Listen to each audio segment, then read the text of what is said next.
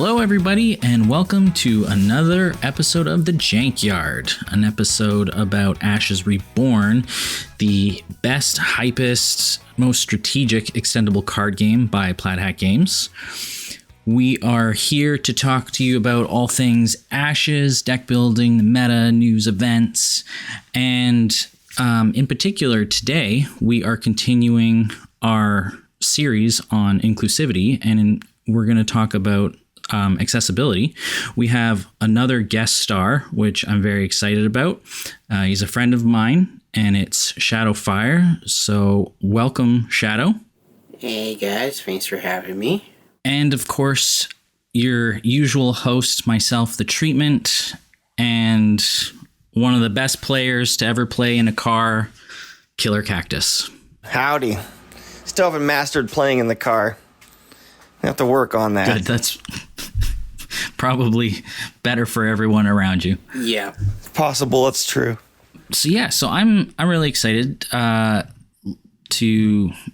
talk to Shadow because we talk, I don't know, I would say 3-4 nights a week at least for the last several years because we're always late night playing games. But this is going to be a cool opportunity to dive into to you a little bit. Yeah, it's been only about 2 years, I think, now. I don't know. Time just comes together. Do you remember how we started playing together? Or I'm not met, obviously, in person, but do you remember what brought us together? I honestly don't. I think it might have been through one of the tournaments or something. I really don't remember. It was actually, you had posted in software dev because you were having issues with your screen reader. And I thought maybe I could help take a look at it and give Dijon some information on what you were seeing because there was some problems with the cards or whatever. Both cards, both dice. Technology can be a fun, tricky thing to figure out. For those who don't know you, even though you are a very public figure in the community, let's just discuss your visual impairment, or do you prefer the term blind? So I've always say visually impaired just for all my life pretty much, but I am technically considered legally blind, but I just say visually impaired. How much then can you see or not see? So it's somewhat shapes, some shadows of. It's gotten worse over the years, but it's stable of if I use different devices, I can see the cards or see print and stuff, but other than that, it's more just shapes, shadows. You said it's gotten worse over the years, so does that mean when you were younger you were able to see? Yeah, so when I was younger, I was more like your typical kid of able to see, maybe had a little bit not super great vision, but was able to see most things, able to run around outside, play video games, be able to tell colors much more easily, but now it's just all shades of black and white, more or less. Yeah, I think that's about the scope of it. What games did you play as a kid? What video games? So you have Sonic, Crash Bandicoot, Ratchet & Clank, Jack and Dexter, Final Fantasy. 90s kid. I was born in 89. The best years. Yeah. Oh, yeah. Especially the cartoons. Those were the best. Oh, the cartoons can't be beat. No. That's true. Fantastic. Which Final Fantasy is your favorite? There's only one right answer. 10. That was close to the correct answer. I'll give you credit for that one. Yeah. I play 7, after, like, I don't remember really playing 7.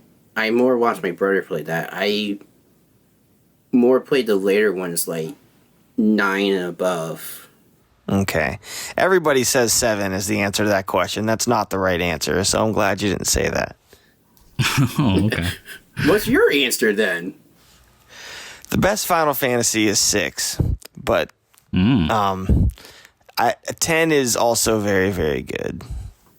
Okay. Okay, so you could see when you were younger and you played video games. Were you into card games as well, or did you did you get into card games later on? No, I've been, close to 20 years now. I've been playing different card games. And that's between all your big ones of Pokemon, Yu-Gi-Oh!, Magic, and then your other ones like Force of Will, Star Wars Destiny. I dabble a little bit in Chaotic and Digimon, but never fully got into them. Do you still play any of those? No, just because don't really have a group around me. And the one store that I do know that would do like Pokemon, Yu-Gi-Oh! Or Magic, I've had some bad experiences there, so it's like, no. How do you play then? Obviously, there's a difference between being able to play online and in person in terms of tools or things that can assist you. But how do you play Ashes, for instance? Online or in person? Let's cover both. Let's start with in person. So there's 2 ways that I can do it. It all depends on if I'm lazy and actually taking time to get things set up, or if I've been lazy. But I can either make braille labels for the sleeves, and I can actually tell, okay, this card is that, those letters mean that card.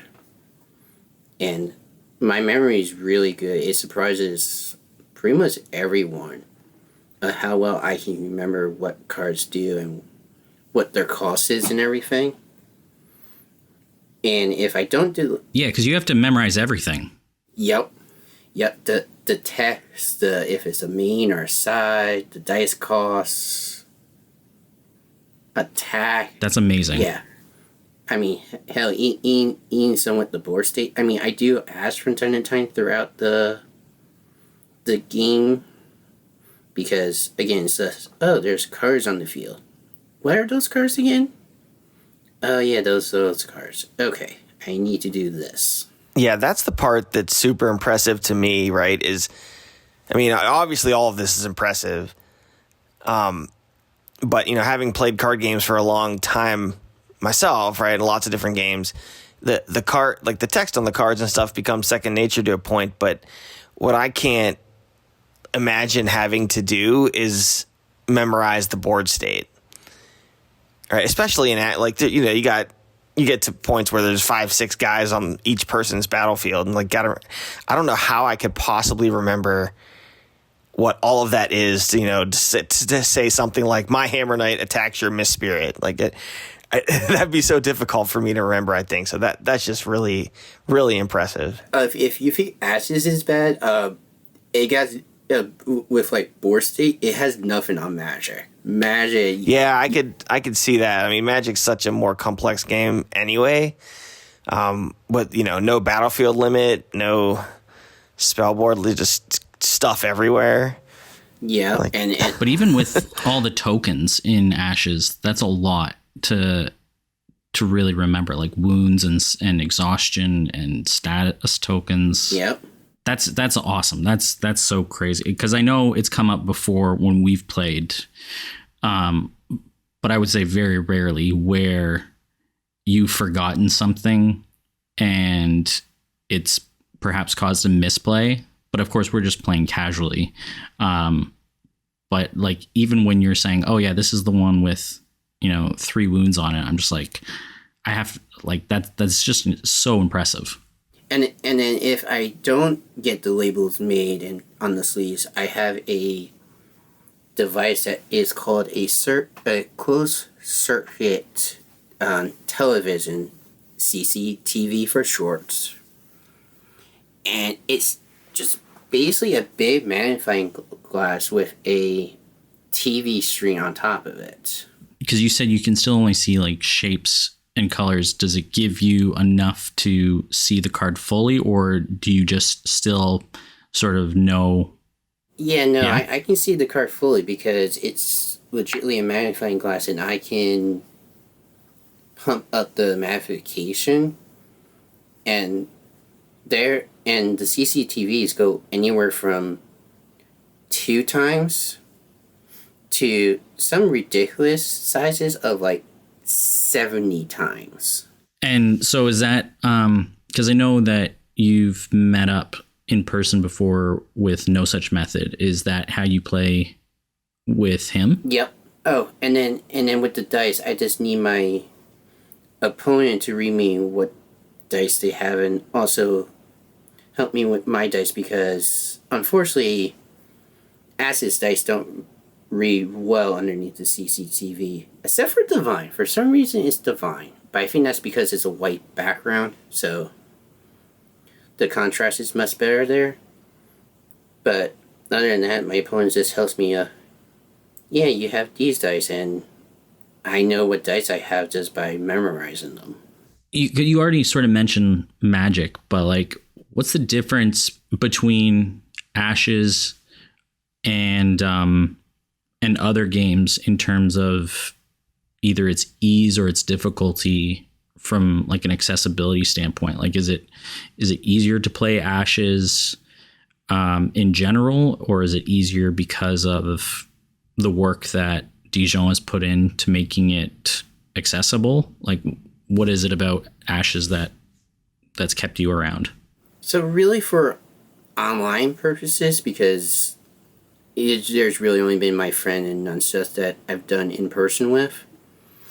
It's really just the community and just being really friendly. Like I've been in person, I've been to in person communities with like Yu-Gi-Oh and Magic, and just overall they just get a bit toxic, or they don't really want to help you, or hell, they'll even take advantage sometimes. Like one time with Yu-Gi-Oh, and that's what really made me stop playing Yu-Gi-Oh, was playing one time in the small tournament, got done with the game, opponent, hey, can I see what one of your decks? Yeah, sure. Okay, cool, that looks pretty cool. Close the box hand to me, and I'm still cleaning up my field. He leaves, I look at my boss. All my cards are gone. Good Lord. What? Yeah. Oh, that's terrible. And it was about $708 worth of cards. Oh my God. What? Like, I wish I could say I was surprised by that, but I'm not. I can see that happening. Oh, that's disgusting. And it's terrible. But like I'm. Yeah, so that's what really made me stop playing Yu-Gi-Oh. That's ridiculous. Well, like, so Killer, because you play Pokemon and you go to tournaments or at least events, right?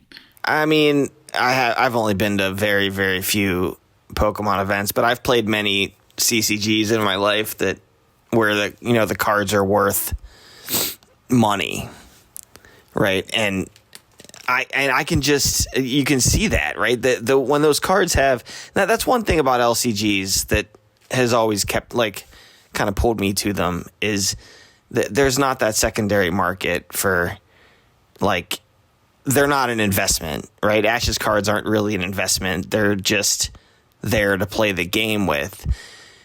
And you don't have to worry about that as much. It's sad that you have to worry about stuff like that. But I mean, I would never leave my cards just sitting somewhere, right, when I was playing one of those old CCGs, because you're afraid people steal them.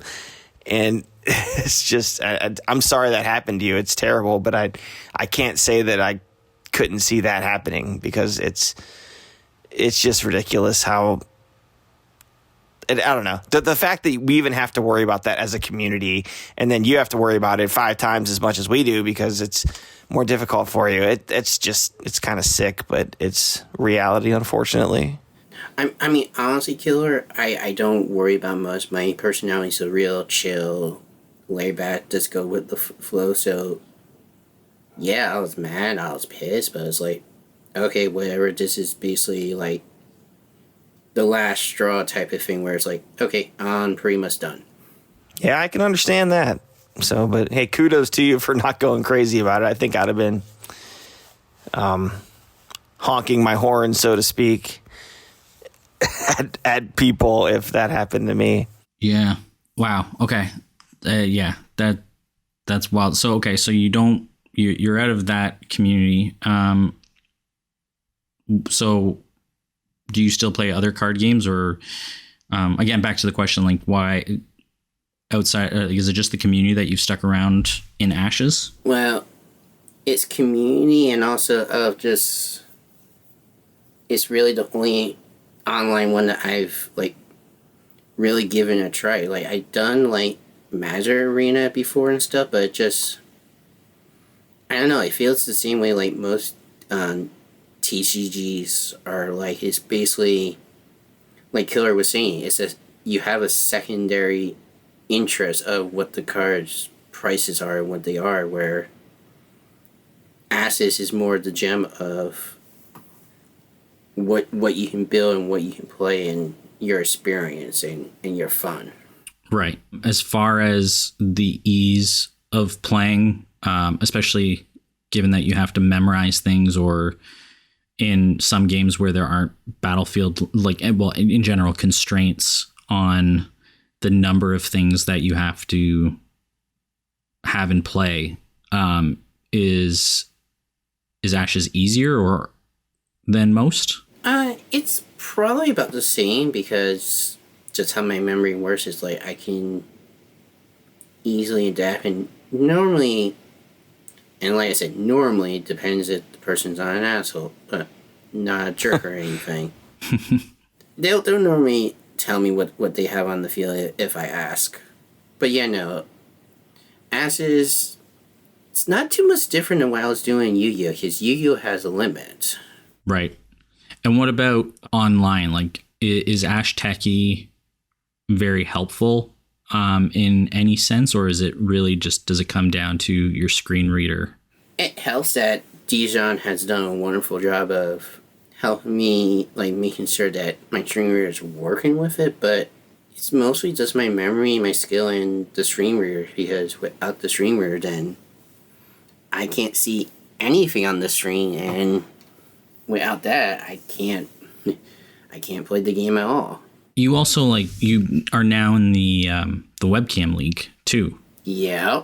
So that's kind of a mix, because you can't have a screen reader and you can't, I'm assuming, use your CCTV as easily, at least. No, I can. Oh, you can? You just point it at the computer? So I don't use the computer because my screen is not the greatest, because at the moment, the normal video thing is fighting with my screen reader video thing, so the screen is like really fuzzy. So when I play, I just have my phone, and my phone's actually pretty easy because I can just easily flip and go, again, here's my dice, just tell me what I got. I can remember it, and just ask if you need to see my battlefield. That's really cool. What would you say then? Because I know at least with like tournaments, you don't play with time limits. Is that really then the only limitation that you find in terms of playing Ashes? I mean, online, yeah, it's great where you're the old guys of Shuffle Bus or the new guys of Chaos and Impossible German. Yeah, it's just really time limit. And it's not like playing with you takes, some ridiculous amount of time. I've played many tournament games with you and probably would have finished within time anyway. Right. So again, testament to you. I mean, I've seen a lot of players that are slower than you, right? And you have to memorize the whole board and what's in your hand and everything, which is it's still just it's crazy to me because it's not sure how I could possibly do that, but yeah. Well, not only the memory thing, but online also the just clicking through everything and me just scrolling through of just how my screen read stuff. So it's much more work than people think sometimes, and it's just the way that I can move of I've had like my mom or someone help me sometimes on my laptop and I'm going through it and she's like, wait, stop, slow down, because I just it's like second nature to me that I just zoom right through it.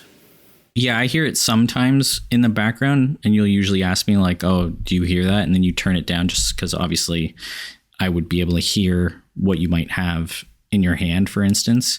But I hear the speed at which you click through things, and it's wild. Yeah, it's just all keyboard commands. I don't know if this has any relation, but your stats, at least, because we've discussed this before, for Phoenixborn with smaller spellboards like Jessa in particular, I know is one of your favorites and one of your better performing ones. Does that have anything to do? Like, is it just easier if obviously the spellboard is smaller to manage it and to make better decisions? Or is it just the Phoenixborn that you like and it has nothing to do with, decision space? So it has nothing to do with decision space. It's more of, I've always had a lot of strategy stuff. I'm very good with numbers and just strategy and everything. So I think the smaller battlefields just work my brain more, or where it's like, okay, I'm more constant, more like understanding, okay, what I can play and not play, where with the bigger battlefields, I guess in a way I get a little bit like, oh, I can just do this and then just overextend. Right. Yeah, it's interesting. There's a little bit to that where at least I've always been a believer in things that make you think more people do better when their brain is firing more rapidly, right? So there's people out there that if they have to make more decisions and have to stay on top of things, they'll play a little sharper than if they don't feel that pressure or that constraint.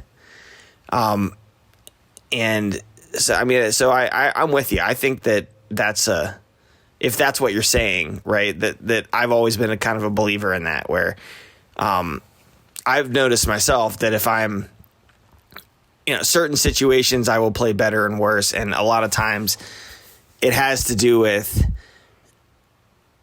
the kind of situation that I'm in. And like a small battlefield, for instance, presents a different challenge, and I'm kind of up to taking that challenge sometimes. So it's cool to hear, and I'm not even sure if I'm articulating this correctly, but it's just cool to hear that somebody else has a similar experience. No, I get that. The decision space isn't wider, but it's like the weight of the decisions are more important. So it takes more to analyze the consequences. Like you can clog yourself easier. You have to think perhaps a few moves ahead, especially with sequencing, so that you don't, clog yourself, or that you're able to fend off a wider attack. I can see that. And actually, funny to know is, and Treatment laughed at me the first time I was doing this, or when I told him the first time, I have a spreadsheet that actually separates them from like the next tier of battlefield, like 4 to 5, 6 to 7, and like 8 and above. 4 to 5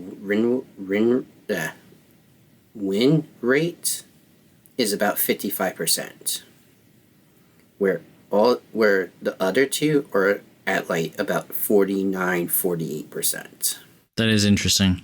I don't know where I stand but I do know that Vicky and Rowan are both 5 battlefield, and they are my worst sats, so maybe that says something.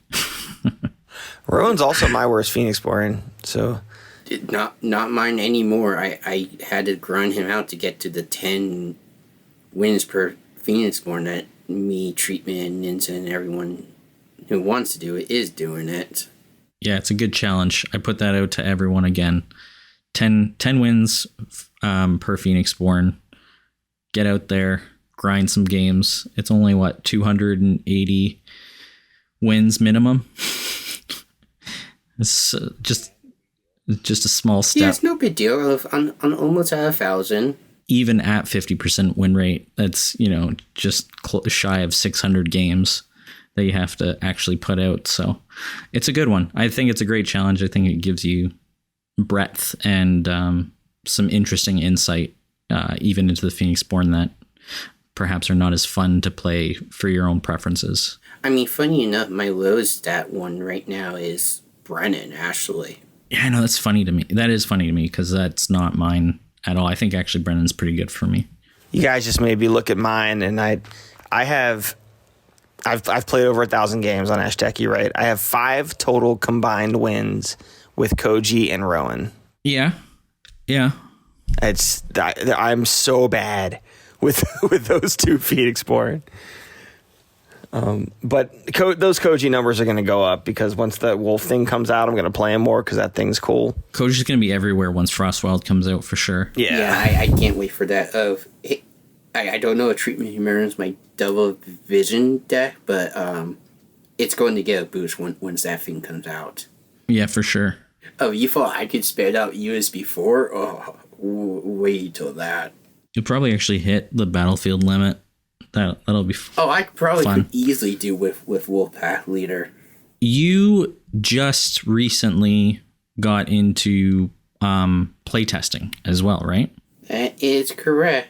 When you're playtesting, or even as part of maybe your discussions with Nick before getting into it, was there any consideration that you had in terms of making it more accessible to you? Because obviously in this case the cards are not available. Definitely, I mean, as far as I know, they're not available online except I guess maybe TTS. But was there considerations to actually make it possible for you to test? So we did go back and forth to try to figure out. And then one other thing, which I'll give you a little bit. There's 2 places that we actually have the cards. It's TTS, and then there is an actual spreadsheet of all the cards where we do make like the edits and everything.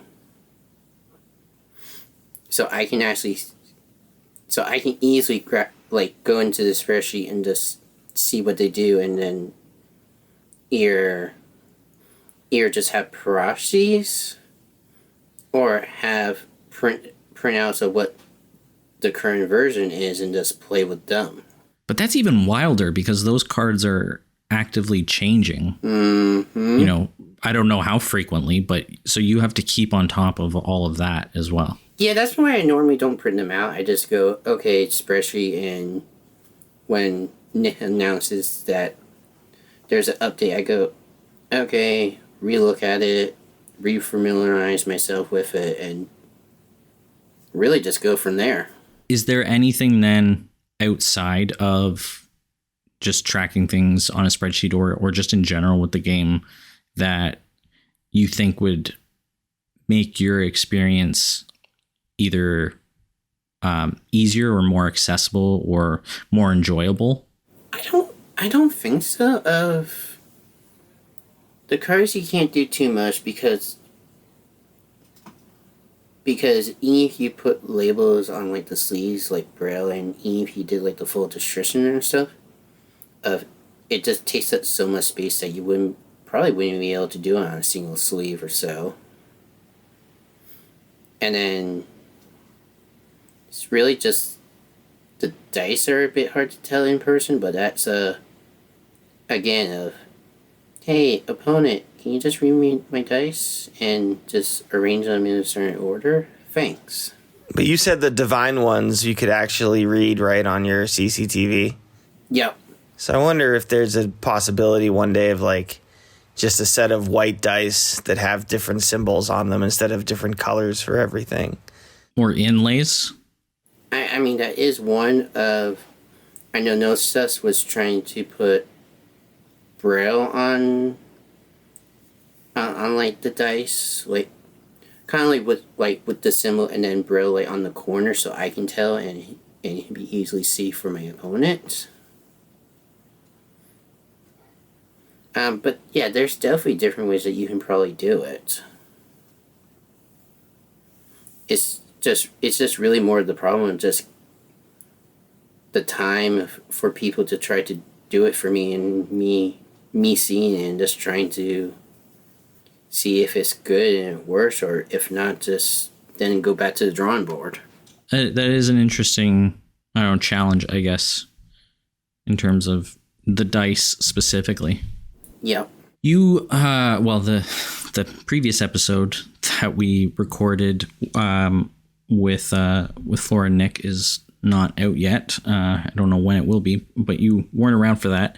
But one of the things we had talked about on that episode with Nick and Flora was how important, both from a design perspective and also from Flora's own personal perspective, representation mattered in the game. And we talked a lot at the time about Hope, for instance. And then I started asking Nick about possible future Phoenixborn and especially, Ashes, to me, at least as far as my limited knowledge of card games, is incredibly diverse from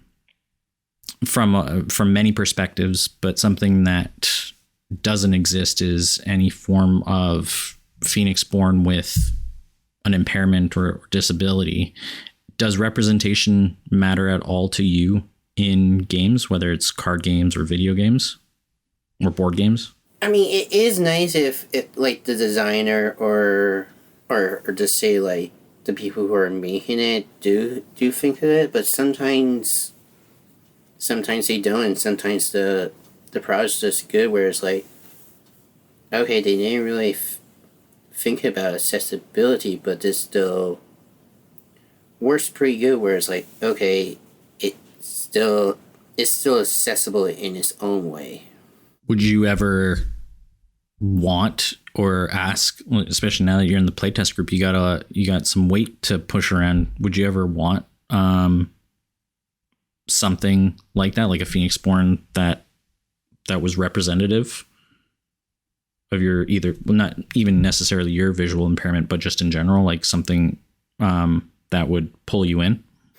I mean that would definitely be cool of just seeing people's reaction to it, and just like different stories behind it. It's just so great. It's like it's a completely different world, and some people are just ignorant to it where they don't realize how much of a change it makes when you start losing a sense, especially your eyesight one. Yeah, I feel like there's probably a lot of design space. Like I think having like a visually impaired Phoenixborn and a bunch of like a whole deck that was kind of dedicated to that would be really cool. I think there's good design space there, honestly. And I guess we do Ashes does have standard bearer, right? Because doesn't standard bearer wear like a blindfold or something? Yeah, that's true. Yeah, she does. And I mean, and you technically have Mindfile out with Unseen as his ability name. Yeah. Yeah. That's true. Yeah. Yeah, but there's that's right. Standard bearer does have a blindfold, but there's nothing. Yeah, nothing about it screams that. No, it would be cool. I play role playing games also, and I think one of my funnest characters is a race that's called Vaka, which is basically a doll type of race, but mine's blind. So it's like, hey, I get to play blind in a game, and I just have so much fun with it.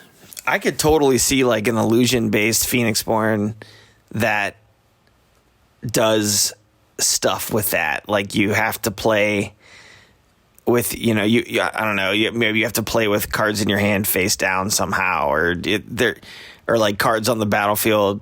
Like you play a unit, but it's face down and the opponent doesn't know what it is.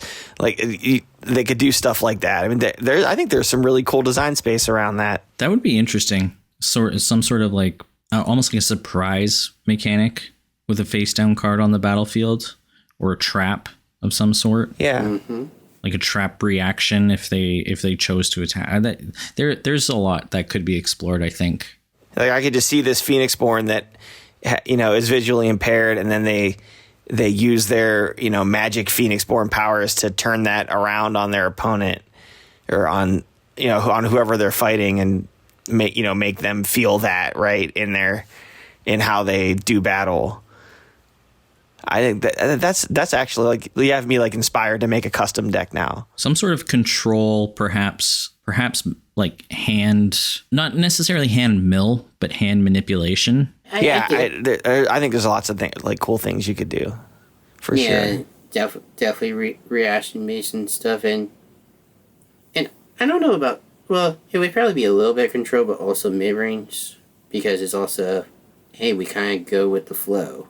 Well, I mean, what I can say, so I wasn't on the Flora and Nick episode either. I missed that one, so it was just Treatment and Spendrix that did it. But one thing that I've noticed really about, and obviously this doesn't apply to all the card games, because you've had the stories about the horror stories, right, about Magic and Yu-Gi-Oh, where those maybe not as inclusive as they could be. But the board game industry in general, as I've experienced it, is very into inclusivity. I'm an accountant in my day job, and I deal with a lot of industries, right? And I have a bit of a specialty in board game companies, and it's night and day sometimes about how much more they're into including things and people. So, but I know that Plaid Hat specifically they care a lot about that. And even before, like Isaac as well. I mean, he used to be a Plaid Hat person. He's not right now, but he's I'm sure. Oh, well, I'm not. I know, right, that he cares a lot about that as well, and is just happy. I would think he'd be happy to know that there's, someone like you can play the game. Someone like Nick and Flora are happy to be in the game and play, and it's inspiring to be a part of this and hear that story. I love my board games and stuff. I have a huge board game collection that I need to slow down, but I'm not going to. No, you don't slow down with that. You gotta keep going. No, you just buy more. No. I have probably about 250 games. Nice. Oh my gosh. Okay, that's way more than me. That's nice. I do know that there has been a trend, and I don't know when it occurred, but definitely because I've experienced this with some friends, where some of the older games, and I'll point out a specific one that is one of my favorite games, Castles of Burgundy, for instance. The original published game is just very, in terms of the colors at least, it is very, not bland, but some of the colors are hard to distinguish between each other. And I had a friend who is colorblind on a certain like spectrum of colors, like reds, sort of the red spectrum. It's red, green, blue, and purple are normally your two like combinations. It's normally like red and green, and then your other combination is blue and purple. Yeah, so he could distinguish like in Castles of Burgundy, the greens, yellows, and browns are all very similar. Even for me, I'm looking at it and I can tell, but if there's an overhead light shining the wrong way. And then of course they republished it. I don't know when it was, in the last 5 years or so. And they did it with a lot more colors. And I know that there's a lot of games too. I think like Race for the Galaxy, for instance, where in addition, if a game does depend on any sort of colors for either the players or just in general, that companies now make an effort to add symbols as another method of distinguishing the objects, the game objects.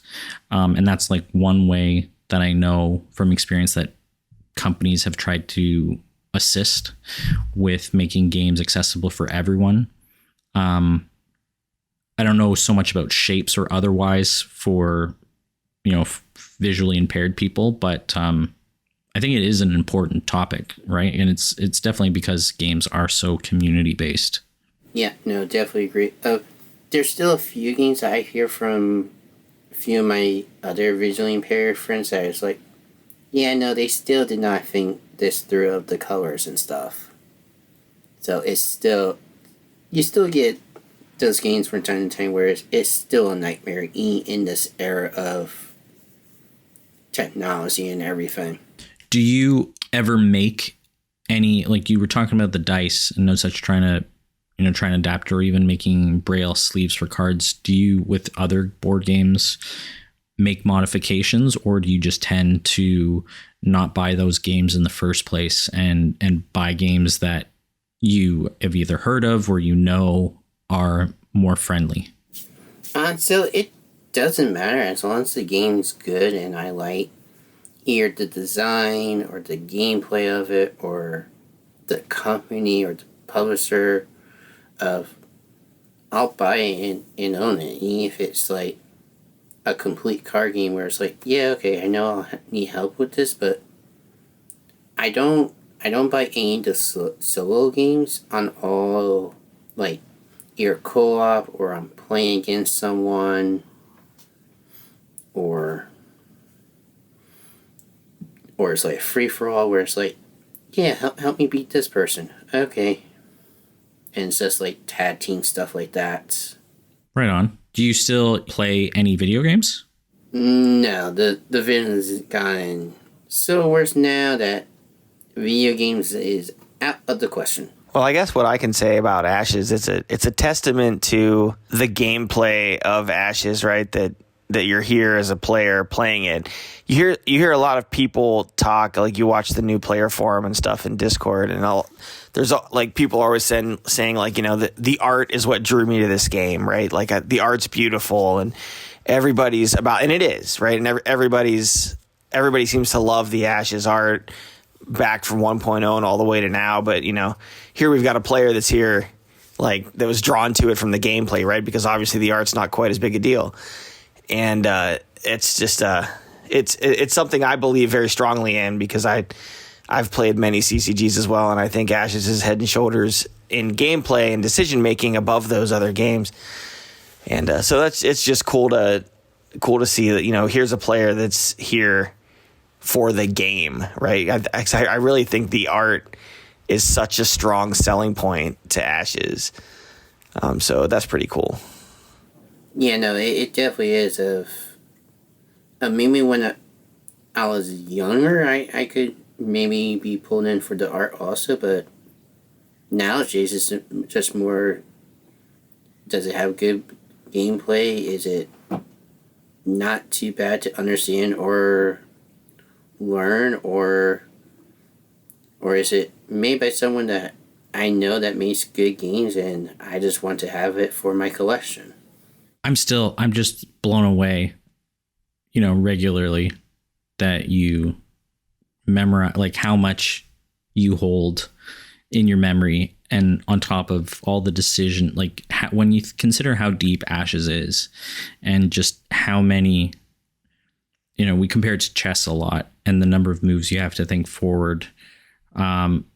It's really cool that you're able to play consistently at such a high level and that you participate in all the various tournaments, and generally perform quite well. You're a good player. So it's just a testament, I think, not just to to Ashes and the design, but definitely to yourself. And that's awesome. Agreed. It definitely is. If you want actual experience, you can ask like Smindris, Lark, Nunsus of, because those are the three that I've played like either in person or through the webcam. Me and them, I'll ask afterwards. It's just, curiosity kills the cat normally. Of how amazed were you? And it's like scale from 1 to 10. How amazed? 10. Killer, do you have any other questions? I don't think so, but I think I will throw a challenge out to Plaid Hat, because I'm into this whole visually impaired Phoenixborn or something now in the game, and I know we're not really making new Phoenixborn at this point, but I don't know. I hope Nick listens to us, but if he hasn't designed the Illusion Chimera yet, and if there's going to be one, I think the Illusion Chimera should be blind. And we should play with all that design space. Maybe it plays its aspects face down or something. But that's my I think Plaid Hat should do that. I hereby challenge you, Nick, to make a visually impaired Chimera. We'll have to cut just that snippet, because I don't know when this episode will go out, but yeah, no, I'm backing that challenge. I think it was last episode or recently he had said that he still didn't fully know where he was going to go with Illusion. I just told him. So this is the perfect time to brew and to plan. Mm-hmm. Yeah, I know all the very, very dark secrets. And no, you guys are not getting any of them. Well, someday. That's fine. Hey, I've done my playtesting in former lives, and it's great, but I'm very, very happy to not. Well, I would say that I miss playtesting, but I'm cool to be surprised when the stuff comes out now. Yeah. Well, hell, when Nunsus finally kind of twisted my arm for me to kind of reach out and just fully jump head first into it, it's like looking at the spreadsheet and going, crap, what in the world did I get myself into? Yeah. Quick rapid question. What is your favorite card out of the new set, out of Frostwild, now that everything's been revealed? Will to Survive. That's an interesting pick.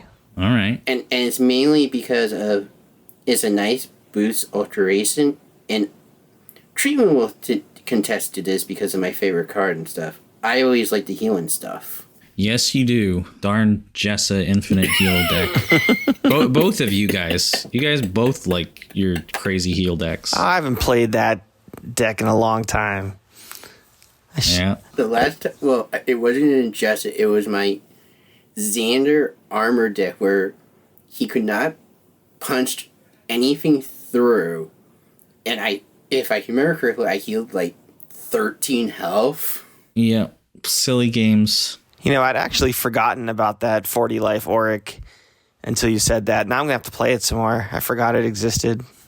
You're welcome. Auric's one of my my last two. Yeah, three, I guess. I have 3 Phoenixborn I still need to hit 10 wins with. So maybe I'll borrow one of you. Like, I know Shadow's got a fallen version and you've got the healing version. So maybe I'll take one of those decks. Yeah, I'm really happy how that fallen order came out of 8 and 2. I'm really happy with it.